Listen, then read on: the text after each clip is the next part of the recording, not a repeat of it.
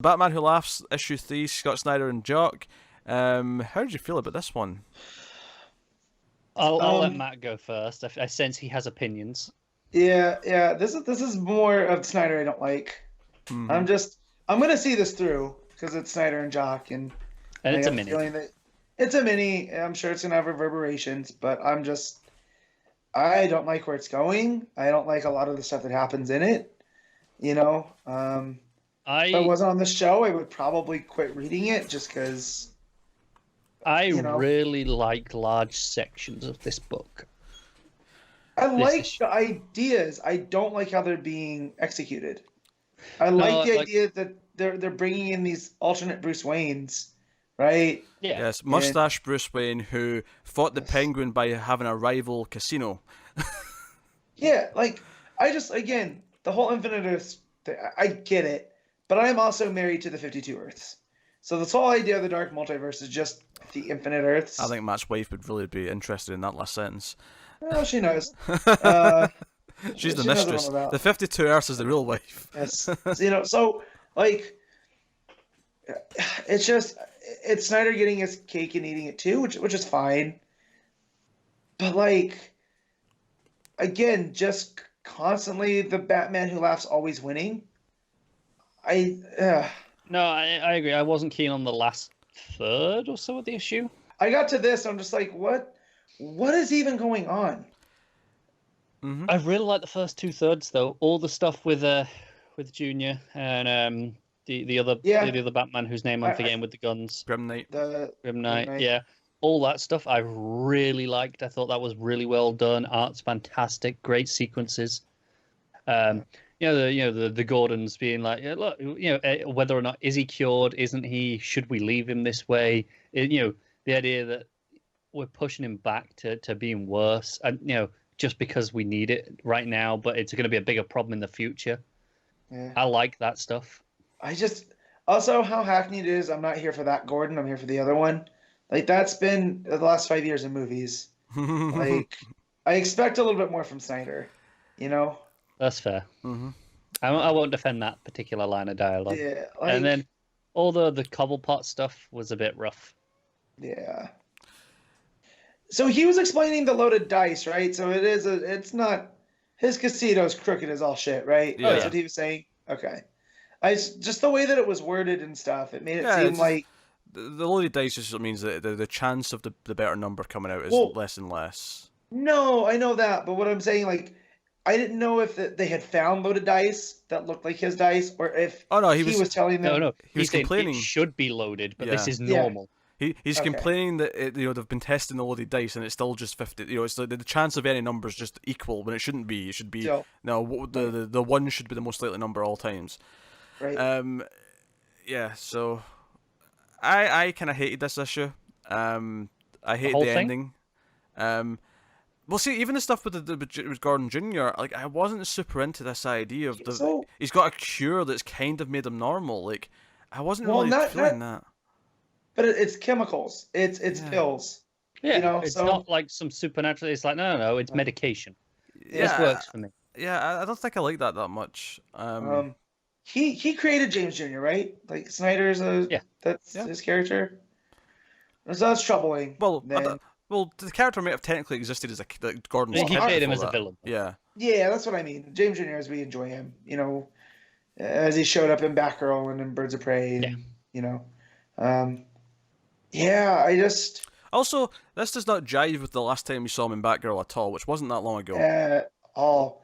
So this is going to come down to basically that James Jr. has to be a hero by being a bigger psycho than the Batman Who Laughs, right? That's the only pathway this is leading us to. Well, no, it's leading us to the Batman has to be a bigger psycho than the Batman Who Laughs. But see, I feel that's the sort. Also, that mask might look cool. It is completely impractical. Like, he's taking his field of vision away. Oh, the space. Yeah, I figured this Bruce would Well, yeah. Well, hold on. We have to explain what actually happens here at the end of the book, right? So Batman basically goes, "Oh yeah, my way never works. I always lose against the Batman Who Laughs. So I guess I'm just going to have to become him." And he, and Alfred's coming in to the cave because he's been locked out of the regular entrance. He comes round to the old one. and he comes in, and Bruce is turning white, and the final page is him with the spiked mask on. He's let himself become Jokerified, and I'm done. I'm not reading the rest of this. I don't want to read any more of this. I'm done. Well, I hate it. I hate fair. this with a passion. No, that's fair. When you got up, I told Connor that if I wasn't on the show, I would quit reading it. But now I'm halfway through, so I'm going to keep reading it. I hate it so much. Like everything, like I was like, because I hated the cliff art at the end of the first issue, and Connor tried to talk me down a little bit. He was trying to say, just go with it. Hey, I stand by what I said at that time. Yeah, this for me was just like everything you feared from that first cliffhanger. Here it is, times 10. I'm like, yeah, I'm done. I don't want to read any of this. And obviously, it's going to be fixed by the end of the arc, so I can just happily ignore this. So. I'm not going to talk you into reading more Batman, Pete. That's so fine. You're fine. Good. This is easily my least favorite of the three. That cliffhanger is my least favorite as well. Also, there was a bit where he stood next to Junior, and he just says Alfred, in his comms. Come on, dude. Yeah, and I don't even like. I know that he's obviously been affected by the Joker stuff. That's why he's acting so aggressive and whatnot. But I just don't like reading this Batman for the first half of this book. The way he's talking to everyone. I was just kind of getting frustrated with it. So that's got to be the intention though by Snyder though. Oh sure, don't get me wrong. It's explainable. It makes sense in context of what's happening. I just don't enjoy actually reading it. And that's fair. That's a problem.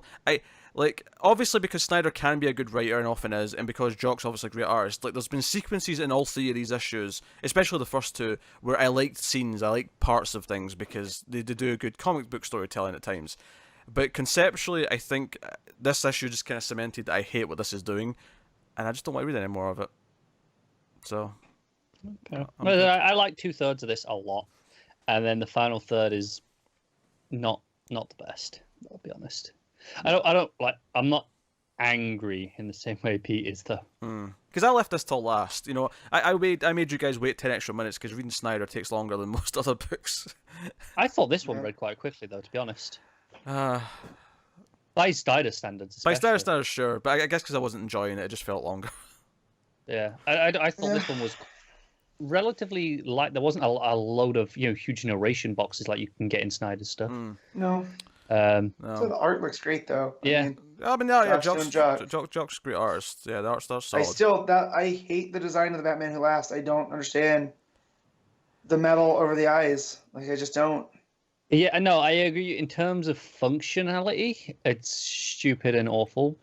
But I do like the design. It looks good.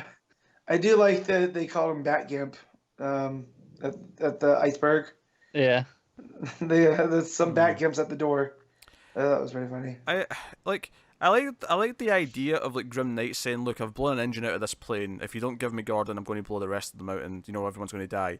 Like this scene, like I like the concept of it, but it played weird for me because like I felt like Commissioner Gordon is the sort of guy who, when he realizes it's him that he wants, and not his son, that he would be like, you know what? No, I'll give myself up. It's fine. I'll go. Yeah. I agree with that. But it felt weird to me that Batman just kind of stepped aside and let Grim Knight punch him, and I'm like, no, let him have his own agency and just decide to do this. You owe him that much. No. If this was normal Batman, I would absolutely agree with you. But yeah, we're playing with the semi-Joker eyes at that point. No, again, I agree that it's technically it's justified in what's going on. It's just contextually it's fine. Compared to some of the other Dark Knights that we've gotten, I feel like the Grim Knight should be a hero. Like say what you will about the Punisher. He's mostly, No, I think that's kind of how they're playing it. There's that line where it's, my Gotham has no crime, no Joker, no Penguin, no Riddler. Yeah, but he's working with the Batman Who Laughs. Like that should be antithetical to the Grim Knight. Like the Batman Who Laughs, like when he came up to the Grim Knight should have popped him right between the eyes. Yeah, I wonder if there's a good reason that we don't know about. Well, the one shot's next month, the Grim Knight one shot, so maybe that'll explain it a bit. Yeah, that'll do it. I probably won't read it though. If I'm giving up on this, there's no point in me reading that. That's fair. So, yeah. I hate to be such a downer on a book, but I mean, like that's why I'm going to stop reading it because, like when I get to this stage where I'm just raving about how much I hate it, then that's it. It's time to throw in the towel. Matt, what are you giving it? This was a 5.5. Like the art is mainly what's doing it for me there. Yeah, give it a 6. I like it a little bit more than you. Wow. Just a touch. Oh, how turned the tables have. I will give it a 4, although like 2 of that is for the art. Like, you know, this would not be getting that high if it wasn't for the art. I hated it.